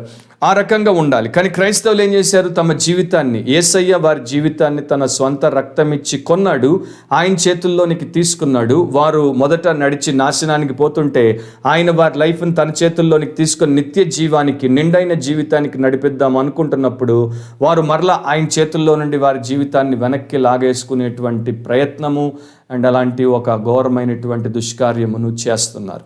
సో ఎంత వస్తే అంత లాక్కునే ప్రయత్నం చేస్తున్నారు. కంప్లీట్గా ఆపాదమస్తకం నీకు అంకితం అంటారు, కానీ వీలైనంత వారి చేతుల్లో పెట్టుకోవడానికి, అతి తక్కువ దేవుడి చేతుల్లో వదలడానికి ఈనాటి సో మెనీ క్రిస్టియన్స్ ఉన్నారు అని చెప్పడంలో మరి ఎంతో బాధ. అండ్ మీలో ఈ యొక్క ప్రోగ్రాం వీక్షిస్తున్నటువంటి మీలో కూడా అనేకులు అలాంటి వారే. మీ లైఫ్ ఎక్కువ మీ చేతుల్లోనే ఉంది, మీ దేవుడి చేతుల్లో లేదు అని గ్యారంటీగా నేను చెప్పగలను. ఎందుకంటే దేవుడు నాకు చెప్తున్నాడు మీకు చెప్పమని. సో యాకోబు 4:7 ఒక మాట చెప్పాడు. యాకోబే చెప్పాడు, ఏమని చెప్పాడు? దేవునికి లోబడి ఉండుడి, అప్పుడు అపవాదిని ఎదురించుడి, వాడు మీ వద్ద నుండి పారిపోతాడు. అంటే మీ యొక్క శత్రువు మీకు హానికరమైనది, మీకు నష్టాన్ని కలిగించేది, మీకు నొప్పిని కలిగించేది, మిమ్మల్ని నాశనానికి తీసుకెళ్లేది ఏదైనా కానివ్వండి, అపవాదికి మించింది ఏది లేదు, అపవాదితో సరి సమానమైంది కూడా ప్రపంచంలో ఏది లేదు, రాదు. అపవాది కిందే అన్నీ ఉన్నాయి. సో అపవాదే మీ దగ్గర నుండి పారిపోతాడు దేవుడికి మీరు లోబడినప్పుడు అన్నప్పుడు, ఇక మీకు ఏ పీడ గురించిన బాధ, ఏ పీడ గురించినటువంటి ఈ యొక్క చింత అవసరం లేదు. చేయాల్సింది ఒకటే, దేవుడికి లోబడి ఉండి ఆయన దగ్గరికి మీరు వస్తే ఆయన మీ దగ్గరికి వస్తాడు. సో దేవుడికి లోబడి ఉంట గురించి ఆయన ఏం చెప్తున్నాడు? సబ్మిట్ టు గాడ్స్ విల్, దేవుడి చిత్తానికి లోబడండి. సబ్మిట్ టు గాడ్స్ వే, దేవుని మార్గానికి లోబడండి. Submit to God's work in your life, and దేవుడు మీ జీవితంలో చేసే తన కార్యానికి మీరు లోబడండి. దేవుడి చిత్తాన్ని ఆయన చేస్తున్నప్పుడు మనము నామోషిగా ఫీల్ అవ్వకూడదు, లేకపోతే మనము ఈ యొక్క ఫిర్యాదులు, సనుగులు, గొనుగులు ఇవన్నీ చేయకూడదు. మనము దేవుడి చిత్తానికి బేషరతుగా లోబడాలి, ఆయన మార్గంలోనికి బేషరతుగా రావాలి, ఆయన మనలో చేస్తున్న కార్యానికి బేషరతుగా మనల్ని మనం అప్పగించుకోవాలి. అలా అప్పగించుకున్నప్పుడే మనల్ని ఫలింపజేస్తాడు, మనకు అత్యధిక విజయం ఉండేటట్టు చేస్తాడు. సో దేవుడు మన యొక్క టాప్ ప్రయారిటీ అనేది మనం గుర్తుపెట్టుకుందాం. ఆయనే మన అథారిటీ అనేది గుర్తుపెట్టుకుందాం. God is the governor of everything. దేవుడే ప్రతిదాన్ని గవర్న్ చేసేటువంటి వ్యక్తి. ఆయన యొక్క పర్మిషన్ లేకుండా నా తల నుండి ఒక్క వెంట్రుక రాలదు. ఆయన పర్మిషన్ లేకుండా ఆ చెట్టు మీద నుండి ఒక్క పక్షి నేల కూలదు. కనుక అంతగా శ్రద్ధ వహిస్తున్నటువంటి దేవుడిని మన దేవుడిగా కలిగి ఉండటం ఎంత మంచిది. సో యాకోబు అంటున్నాడు, దురాశ పరుల్లాగా, లోకానికి స్నేహితుల్లాగా లోకము చెప్పినట్టు నడవకండి. లోకం ఏం చెప్తుంది? ఇక్కడే మీరు శాశ్వత కాలం బతుకుతారని చెప్తుంది. లోకం ఏమంటుంది? మీ యొక్క జీవితాన్ని మీరే నడిపించుకోవాలి, మీ ప్లాన్ మీరే చేసుకోవాలి, మిమ్మల్ని మీరే నమ్ముకోవాలి, ఎవరిని నమ్మొద్దు, అండ్ మీకు కావాల్సినట్టు మీరు బతకొచ్చు అని లోకం బాగా పురమాయిస్తుంది. కానీ దేవుడు అంటున్నాడు, లోకముతో స్నేహము, దేవునితో వైరం అని మీరు ఎరుగరా. కనుక దేవుడికి లోబడితే లోకానికి వీపు చూపాల్సి వస్తుంది. అండ్ ఈ రోజున చాలామంది అది చేయలేని పరిస్థితుల్లో ఉన్నారు. ఒక భక్తుడు ఈ రకంగా చెప్పాడు, it is very hard to glorify God and yourself at the same time. ఒకే సమయంలో దేవుడిని అండ్ నిన్ను నీవు మహిమపరచుట చాలా కష్టం. దేవుణ్ణి మహిమపరిస్తే నిన్ను మహిమపరచుకోలేవు, నిన్ను మహిమపరచుకుంటే దేవుణ్ణి మహిమపరచవు. సో మనమున్నది ఆయన మహిమ కొరకు, సృజించబడింది ఆయన మహిమ కొరకు అనేది మర్చిపోవద్దు. సో కావున ప్రభు చిత్తమైతే ఇది అది చేద్దాము. సో ఏం చేయాలి బ్రదర్? ప్రభు చిత్తమును తెలుసుకోవాలంటే ఏం చేయాలి? కొన్ని మాటలు నేను చెప్పి ముందుకు వెళ్ళిపోతాను. ఒకటి, ప్రార్థన ద్వారా అండ్ వాక్య పఠన ద్వారా ప్రతినిత్యము దేవుణ్ణి సంప్రదించండి. Consult God through prayer and through proper study of the scriptures. దేవుణ్ణి సంప్రదించండి. రెండవది, దేవుణ్ణి ఆత్మ నడిపింపును బట్టి, మంచి భక్తులైన సేవకుల యొక్క సలహాలను బట్టి దేవుణ్ణి సంప్రదించండి. When you consult God, he will give you the leading of his spirit and he will also give you the council from his servants. తన యొక్క సేవకుల ద్వారా ఇస్తాడు. మూడవది ఏంటి? మీరు ఇతర పరిశుద్ధ భక్తులు, నేను ఈ యొక్క క్రైస్ట్ కనెక్ట్లో ఒక భక్తుని పుస్తకాన్ని ప్రజెంట్ చేస్తున్నాను, మీకు చూపిస్తున్నాను చదువుకోవడానికి. ఎందుకని అనుకుంటున్నారు? వారికి దేవుడు నేర్పినవి మీకు కూడా దేవుడు నేర్పడానికి అవకాశాన్ని కలిగించడానికి. So science of the times, మన చుట్టూ ఉన్నటువంటి కాల సూచికలు అండ్ పరిస్థితుల ద్వారా అండ్ ఈ భక్తుల రాతల ద్వారా దేవుడు మనకు తెలియచేయాల్సిన చిత్తాన్ని తెలియచేస్తాడు. సో ఈ రకంగా మనం వేయాల్సిన అడుగులు, మనం తీసుకోవాల్సిన నిర్ణయాలు, మన భవిష్యత్ కార్యాచరణను దేవుడు చూపినప్పుడు ఆయన కిందుండి మనం ఇది చెయ్యాలి.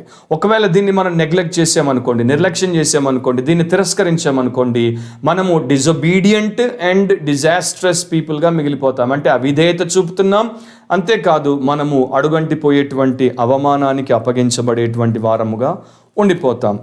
నా పౌలు గురించే కొన్ని మాటలు నేను మీకు చూపిస్తాను. న్యూ టెస్టిమెంట్ మీరు చదువుకోండి. ప్రభు చిత్తం గురించి చాలా వచనాలు దేవుడు మన కొరకు రాయించాడు.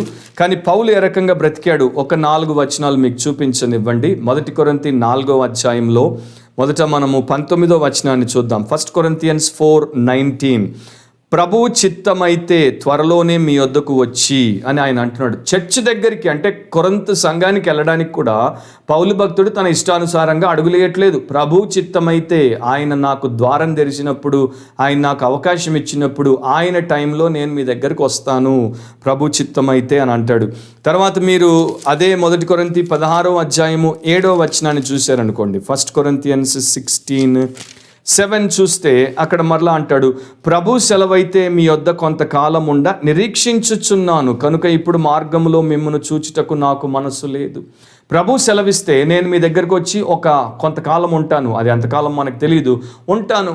సో ఒక సేవకుడు ఎట్లా ఉంటాడు, ఒక సంఘ కాపరి ఎట్లా ఉంటాడు, ఒక సంఘస్థుడు ఎట్లా ఉంటాడు, ఒక శిష్యుడు ఎట్లా ఉంటాడు అన్నది ఇక్కడ మనం చూస్తున్నాం. ప్రయాణం చేయాలంటే ప్రభు సెలవు ఉండాలి, ఒక పని చేయాలంటే ప్రభు చిత్తం అవ్వాలి, ఒకరితో మనము కొంత సమయం గడపాలంటే ప్రభు చిత్తమై ఉండాలి. సో ఈ రకంగా క్రిస్టియానిటీని జీవిస్తే చాలా మంది వారిని అపార్థం చేసుకుంటారు.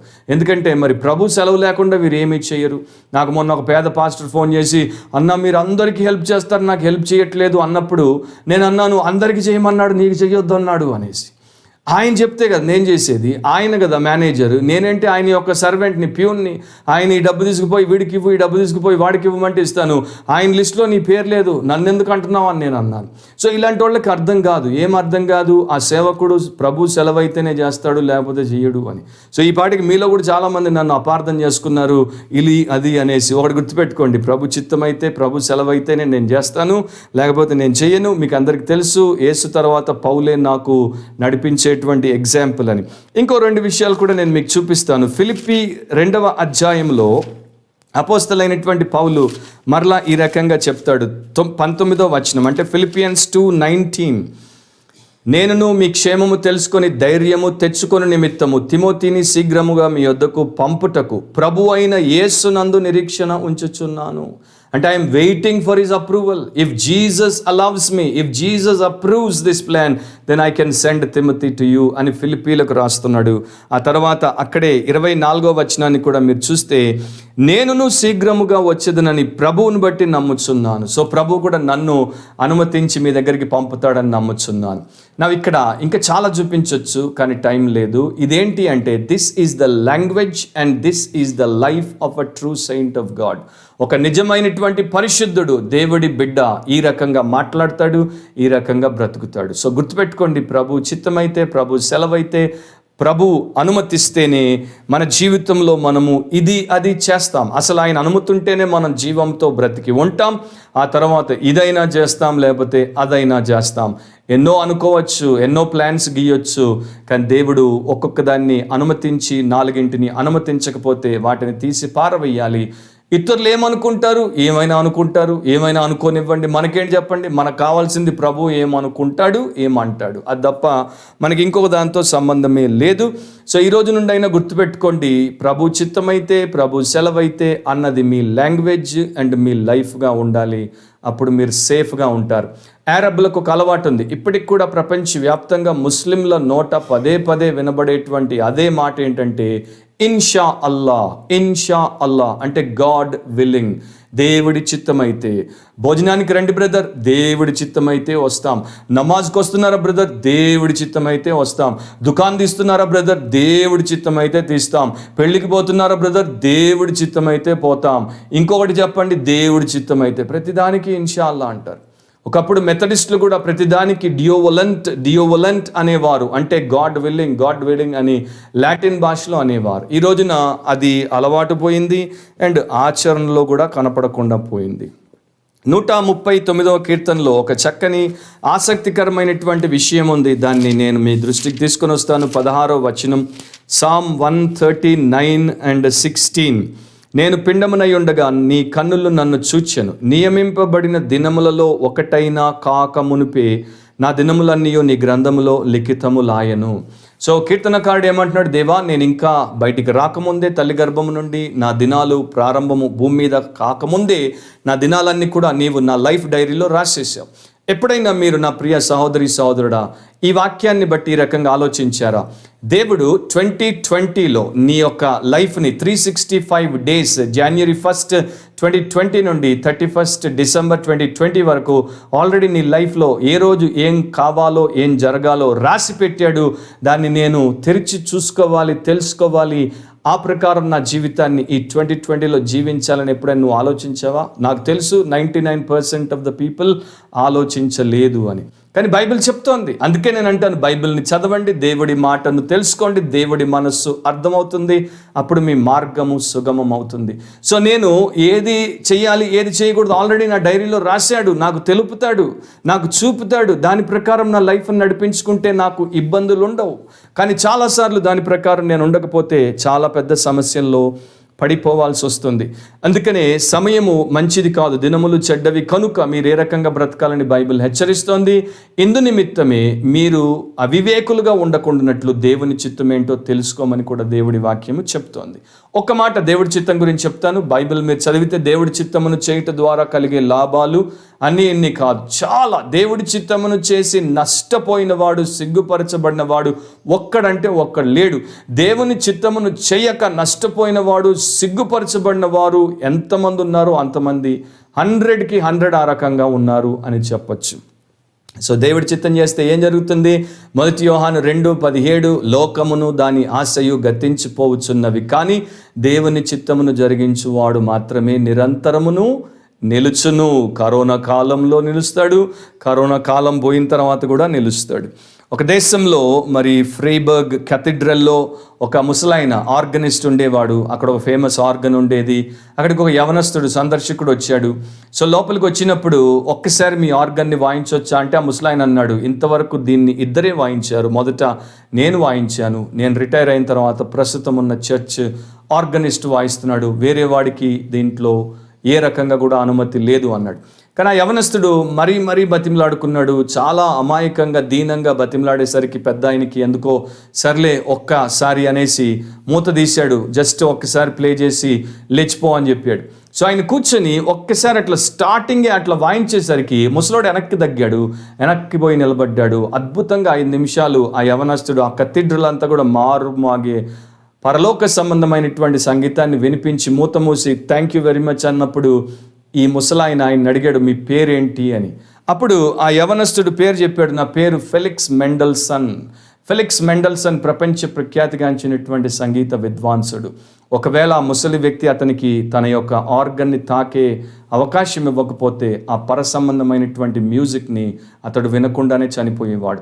చాలామంది దేవుడు వారి యొక్క హృదయాలను అండ్ వారి యొక్క జీవితాలను మీటి వారి జీవిత సాక్ష్యాల ద్వారా ప్రపంచానికి అద్భుతమైన సంగీతాన్ని వినిపించాలనుకున్నప్పుడు వారు వారి ఆలోచనకు వారి చిత్తానికి లోబడి దేవుడి చిత్తానికి అవకాశం ఇవ్వక దాన్ని వారు వినరు, ఇతరులు వినకుండా అడ్డుకుంటారు. అలా మీలో ఏ ఒక్కరు ఉండకూడదన్నది ఆయన ఉద్దేశం. So no guarantee without God. దేవుడు లేకుండా అసలు మనకు గ్యారంటీ లేదు. ఇక 5-6 విషయాలు ముగింపులో జస్ట్ బ్రీఫ్గా నేను చెప్పి ముగించేస్తాను. 5వది ఏంటి? లైఫ్స్ డెవస్టేషన్ అంటే జీవితంలో కలిగే నాశనం. 16వ వచనాన్ని చూడండి. ఇప్పుడైతే మీరు మీ డంబముల యందు అతిశయపడుచున్నారు, ఇట్టి అతిశయమంతయు చెడ్డది. మీరు తప్పుగా ప్లాన్ వేశారు, మీరు దేవుడి చిత్తాన్ని తెలుసుకోలేదు, మీరు దారి తప్పిపోయారు, మీ జీవమే పాటిది మీకు అవగాహనలో లేదు, అయినా కూడా మీరు ఇంకా విర్రవీగుతున్నారు, అతిశయిస్తున్నారు అని ఆయన అంటున్నాడు.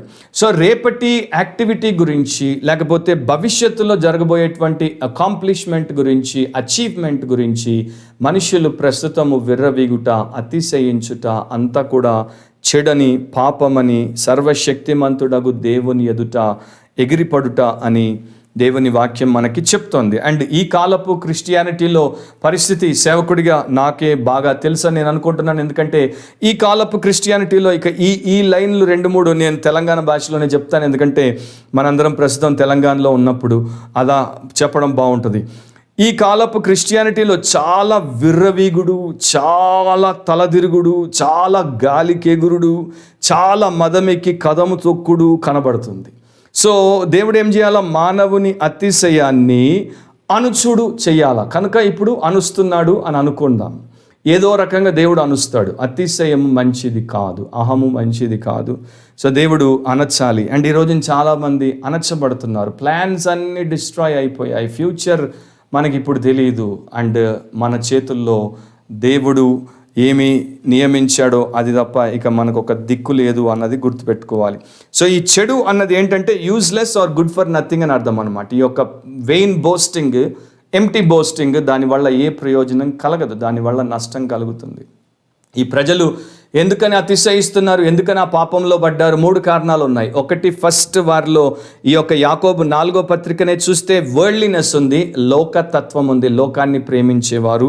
రెండవది వికెడ్నెస్ ఉంది, దేవుని పోలికలో దేవుని స్వరూపమందు చేయబడిన సహోదరుల మీద నిందలు మోపుతున్నారు, దూషణలు చేస్తున్నారు. ఇది రెండవది వికెడ్నెస్. మూడవది ఏంటి? వేవర్డ్నెస్ అంటాను. వేవర్డ్నెస్ అంటే వారికి తోచిన దారిలో, వారికి తోచిన ప్లాన్ ప్రకారం, వారికి ఇష్టం వచ్చిన జీవితాన్ని వారు జీవిస్తున్నారు. మాకు మేమే అధికారులము, మాకు మేమే మహారాజులము, we are the captain of our souls అని అనుకుంటున్నారు. సో ఈ వరల్డ్లీనెస్, వికెడ్నెస్, వేవర్డ్నెస్ వారిని దేవుడి యొక్క దృష్టిలో పాపులుగా నిలబెట్టేసింది. భక్తుడు ఈ రకంగా రాశాడు, fallen man is inverted man. అంటే పడిన మనిషి, పతనమైన మనిషి, తలకిందులైనటువంటి మనిషి, వాడు ఇన్వర్టెడ్ మ్యాన్ అంటే ఉల్టాగా బతికేటువంటి వాడు. వాడి యొక్క ప్రేమ ఉండాల్సిన చోట ద్వేషం ఉంది, వాడి ద్వేషం ఉండాల్సిన చోట ప్రేమ ఉంది, వాడి అవమానం ఉండాల్సిన చోట మహిమ ఉంది, అండ్ వాడి మహిమ ఉండాల్సిన చోట అవమానం ఉంది. అండ్ వాడు దేవుడి వాక్యంలో వచ్చే హెచ్చరికలను తిరస్కరిస్తాడు, అండ్ వాడు పాప సంబంధమైన విషయములను హత్తుకుంటాడు. సో వీడు ఇన్వర్టెడ్ మ్యాన్. అందుకనే ఇలాంటి ఇన్వర్టెడ్ పీపుల్ని దేవుడు కన్వర్టెడ్ పీపుల్గా మార్చడానికే యేసు ప్రభు ద్వారా లోకంలో మనకు ఈ గొప్ప సహాయాన్ని పెట్టాడు. సో వీరు ఏ రకంగా ఉంటారంటే, మొదట వారు పాపాన్ని అభ్యసిస్తారు, తర్వాత పాపాన్ని సమర్థిస్తారు, తర్వాత పాపమునందు అతిశయిస్తారు. మొదట వారికి పాపం భారంగా ఉంటుంది, తర్వాత పాపం వారి యొక్క సాంప్రదాయం అవుతుంది, ఆ తర్వాత పాపం వారికి ఆనందముగా ఉంటుంది, అండ్ ఆ పాపమునందు వారు అతిశయిస్తూ ఉంటారు. ఇలాంటి వారు ఎప్పుడు కూడా దేవుడి యొక్క చిత్తాలలో, ఆయన ఉద్దేశాల్లో మేలు పొందేటువంటి వారిగా ఉండరు. సామెత 15:21 అంటే ప్రావర్బ్స్ 15:21లో వాక్యము అలాంటి వారిని మనకు తెలియచేస్తుంది. వారు ఎలాంటి వారో మనకు చూపిస్తోంది. బుద్ధి లేని వానికి మూఢత సంతోషకరము. అంటే బుద్ధి లేని వానికి మూఢత సంతోషకరము. ఒక ఫూల్కి పాపమే సంతోషాన్ని ఇస్తుంది, ఒక మూర్ఖుడికి అతిశయము, అతిక్రమము ఆనందాన్ని కలుగజేస్తోంది. అలెగ్జాండర్ వైట్ అనేటువంటి ఒక world renowned Bible scholar, theologian, ఆయన మరి స్కాటిష్ ప్రీచర్గా ఉన్నప్పుడు స్కాట్లాండ్ దేశంలోని ఎడిన్బరా అనే పట్టణంలో ఒక పెద్ద చర్చికి పాస్టర్గా ఉన్నప్పుడు ఆ రోజు ఆదివారం పుల్పిట్లో నిలబడ్డాడు. అండ్ తన యొక్క కాంగ్రిగేషన్ అంతా కూడా నిండుగా ఉన్నప్పుడు, కిక్కురమనే శబ్దం లేనప్పుడు ఈ మాట చెప్పాడు, స్కాట్లాండ్ అంతట్లో అతి పెద్ద దుష్టుణ్ణి నేను కనుగొన్నాను. I have found out the most wicked man in entire Scotland అనగానే వారందరికీ చెవులు నిక్కబొడుచుకొని వింటున్నారు, ఎవరో ఆ పేరు అని. కాసేపు ఆయన ఒక నిమిషం పాజ్ ఇచ్చిన తను చెప్పాడు, అలెగ్జాండర్ వైట్ అని. అలెగ్జాండర్ వైట్ స్కాట్లాండ్ దేశం అంతట్లో అందరికన్నా పెద్ద దుష్టుడు అని తనను తాను వారికి చెప్పాడు. ఎందుకంటే ఆయనకు తెలుసు దేవుడు ఎవరో అండ్ దేవుని వాక్యంలో ఆయన ఎవరో. So no guarantee without God. దేవుడు లేకుండా గ్యారంటీ అనేది మనకు లేదు అనేది మనం గుర్తుపెట్టుకుందాం. దేవుడు ఉంటే మనం ఉన్నాం, దేవుడు మన లైఫ్లో లేకపోతే మనం లేం. ఇక ఫైనల్ పాయింట్ ఏంటి? లైఫ్స్ డెమాన్స్ట్రేషన్, జీవితం యొక్క ప్రదర్శన. మన జీవితంలో మనం ఏమి చేయాలని దేవుడు పిలిచాడు. 17వ వచనం, కాబట్టి మేలైనది చెయ్యనెరిగియు అలాగు చెయ్యని వానికి పాపము కలుగును. ఏదైతే మంచి అని నీవు తెలుసుకుని ఉంటావో దాన్ని చేయకపోతే అది నీకు పాపం అవుతుంది. చాలామంది అనుకున్నారు ఈ వచనం ఇక్కడ మరి కుదురుబాటుగా లేదు, అంటే ఫిట్ అవ్వట్లేదు, ఇది ఇక్కడ ఉండకూడదేమో అని. కానీ కాబట్టి అన్నాడు, దేర్ఫోర్ అన్నాడు. అంటే పైన చెప్పిన దానికి దీనికి ఆయన లింక్ పెట్టేశాడు. ఇక ముగింపులో 2 మాటలు. ఒకటేంటంటే దేవుడు సిన్ ఆఫ్ కమిషన్ని, సిన్ ఆఫ్ ఒమిషన్ని చెప్పాడు. అంటే చెయ్యకూడదు అన్న పాపముల విషయంలో హెచ్చరిక, చెయ్యాలి అన్న మంచి విషయంలో హెచ్చరిక. మనం ఏం చేస్తాము? చేయకూడదు అన్న పాపాలని చేయకుండా ఉండేందుకు కొన్నిసార్లు జాగ్రత్త పడవచ్చు, కానీ చెయ్యమన్న మంచిని చేయకుండా మనం ఉన్నప్పుడు కూడా మనం పాపం చేస్తున్నాం. ఫర్ ఎగ్జాంపుల్ యాకోబు పత్రికే మీరు చదివారనుకోండి, ఆయన ఏమని చెప్పాడు? లోకమునకు స్నేహితుడిగా నీవుంటే దేవునికి శత్రువు అవుతావు. సో లోకముతో స్నేహము చేయవద్దు అన్నాడు. But at the same time 2వ అధ్యాయంలో ఏం చెప్తాడు? అబ్రహాము దేవునికి స్నేహితుడై ఉన్నాడు అంటున్నాడు. సో మనం చేయకూడదేంటి? లోకంతో స్నేహం చేయకూడదు. మనం చేయాల్సిందేంటి? దేవుడితో స్నేహం చేయాలి. కొంతమంది క్రిస్టియన్స్ ఎట్లా ఉంటారు? లోకంతో స్నేహం వద్దన్నాడు కనుక ముట్టొద్దు, రుచి చూడొద్దు, కనొద్దు, అది చేయొద్దు అని చెప్పి దానికి దూరంగా ఉంటారు. కానీ దేవుడికి స్నేహితులుగా మారరు. సో ఇది మానినప్పుడు ఇది మొదలవ్వాలి. ఆ 2 మీ జీవితంలో మీరు తగు జాగ్రత్తలతో చేయాలని చెప్తున్నాడు. 2వ అధ్యాయంలో పేదవాడు మీరు సంఘముగా కూడుకున్నప్పుడు వస్తే, ఒక ధనికుడు వస్తే ధనికుడికేమో మంచి సీట్ ఇస్తారు, పేదవాడినేమో మీ కాళ్ళ దగ్గర కూర్చోమంటారు. ఆ పక్షపాతం ఎందుకు అన్నాడు. అండ్ ఇక్కడ 2వ అధ్యాయంలోనే ఇంకొక మాట కూడా చెప్తాడు. ఒక పేద సహోదరి లేక పేద సహోదరుడు ఆనాటికి భోజనం లేక, వస్త్రం లేక, చలి కాచుకోవడానికి ఇబ్బంది పడుతూ వస్తే వారికి మీరేమీ ఇవ్వకుండా జస్ట్ మాటలతో వారిని పంపిస్తే ఏం లాభం? మీ విశ్వాసం మృతం అంటాడు. సో నా ప్రియ సహోదరి సహోదరులారా, ఈ రకంగా మీరు తీసుకుంటే చేయకూడనివి చేయకూడదు, చేయాల్సినవి తప్పక చెయ్యాలి. కానీ ఆ రకంగా మనము చేస్తున్నామా? అండ్ ఇక్కడ దేవుడు ఏమి చేయమని చెప్తున్నాడు? ప్రభు చిత్తమైతే మేము బ్రతికి ఉండి ఇది అది చేస్తాం అన్నది మీ జీవితమై ఉండాలి. That should be the language and the life of a true disciple of Christ. ఇక లాస్ట్ ఎగ్జాంపుల్ ఏంటంటే 1744లో కింగ్ లూయి ద 15th ఆయన ఫ్రాన్స్లో ఒక అరుదైనటువంటి జబ్బుకు గురై మంచాన పడ్డాడు, యవనస్తుడు. సో ఫ్రాన్స్ దేశం అంతా కూడా తల్లడిల్లిపోయింది. థామస్ క్యార్లిల్ అనేటువంటి ఒక హిస్టోరియన్ ఆ సమయంలో జరిగిన పరిస్థితి గురించి రాస్తాడు. ఫ్రాన్స్ అంతా కూడా భయకంపితమైపోయింది. ప్యారిస్కి అయితే తుఫాన్ వచ్చినట్టు అనిపించింది. సంఘాలన్నింటిలో మనుషులు మోకాళ్ళ మీద పడి మూలుగులతో దేవుడికి ప్రార్థనలు చేస్తున్నారు. యాజకులు ఎక్కువసేపు తమ రాజు అయినటువంటి లూయి ద 15th కొరకు ప్రార్థనలు సమర్పించారు. సో ఎక్కడ చూసినా కూడా రాజుగారు బాగుపడాలనే కోరిక, రాజుగారి యొక్క క్షేమం గురించి ఆసక్తి. ఆ టైంలో లూయి ఫ్రాన్స్ అంతటికి వెల్ బిలవ్డ్ అయిపోయాడు, అంటే అతి ప్రియుడైపోయాడు. ఇది 1744లో. కానీ 1774లో 30 ఏళ్ల తర్వాత లూయికి మరలా రోగం వచ్చింది. అండ్ రోగం వచ్చినప్పుడు పరిస్థితి ఏంటో ఆయన చెప్తాడు. కాకపోతే వీరు లూయి కొరకు ఎందుకింత ప్రార్థన చేశారు అన్నది మనం ఆలోచిస్తే, అంతకు మునుపు 30 ఏళ్ళు ఒక నిరంకుశవేత్త ఫ్రాన్స్ని పాలించి ప్రజల నడ్డి విరిచి వారిని చాలా బాధల పాలు చేసి పోయాడు. ఈ లూయి ద 15th వారికి గొప్ప ఆదరణ, ఓదార్పు, సహాయము, అభివృద్ధి, ఆశీర్వాదాన్ని కలిగిస్తారని వారు మొరపెట్టారు. అయిపోయింది, ఆయన బాగుపడ్డాడు, 30 ఏళ్ళు అయిపోయాయి. మరలా రోగగ్రస్తుడై మంచాన పడితే ఫ్రాన్స్లో అసలు ఎవ్వరికి ఏ తేడా పడలేదు. ప్యారిస్ దాని గురించి పట్టించుకోలేదు. ఒక్క చర్చిలో కూడా లూయి ద 15th గురించి ఒక్క సేవకుడు కానీ ఒక్క సంఘస్థుడు కానీ పల్లెత్తు మాట ప్రార్థన చేయలేదు. ఎవ్వరు కూడా లూయిని పట్టించుకోలేదు. ఎందుకింత మార్పు వచ్చింది 30 ఏళ్లలో? లూయి ఏం చేశాడు? 30 ఏళ్ల క్రితం అతి ప్రియుడు, 30 ఏళ్ల తర్వాత అస్సలు పట్టనటువంటి వ్యక్తిగా ఎందుకు మారిపోయాడు? ఎందుకంటే 30 ఏళ్ల కాలంలో వాడికి బ్రతుకును దేవుడు ఇచ్చినప్పుడు ఫ్రాన్స్ ప్రజలు వాడి దగ్గర ఆశించిన ఒక్క మంచి వాడు చేయలేదు. వాడు అసలు ఫ్రాన్స్ కోసం ఏమీ చేయలేదు. కనుక వాడిని ఫ్రాన్స్ వదిలేసింది.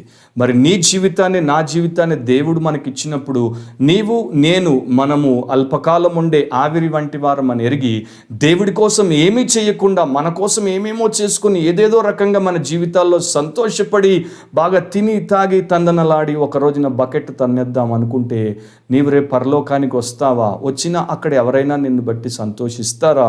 ఎవరైనా నిన్ను పలకరిస్తారా? ఎవరైనా నిన్ను హత్తుకుంటారా? ఆలోచించు. అండ్ తల వంచు, కళ్ళు మూసుకొని ప్రార్థనలో నాతో ఏకీభవించు.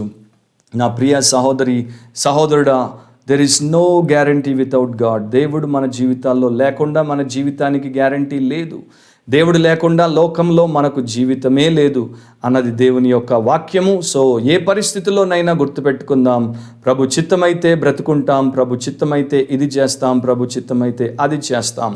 ప్రభు ఏది చేయమంటే అదే చేస్తాం. ఎవరు ఏది చేయమన్నా, ఎవరు ఏది చేయొద్దన్నా వారి మాట మేము వినం. ప్రభు చెప్పిందే చేస్తాం. ప్రభు కొరకే జీవిస్తాం, ప్రభు కొరకే మరణిస్తాం.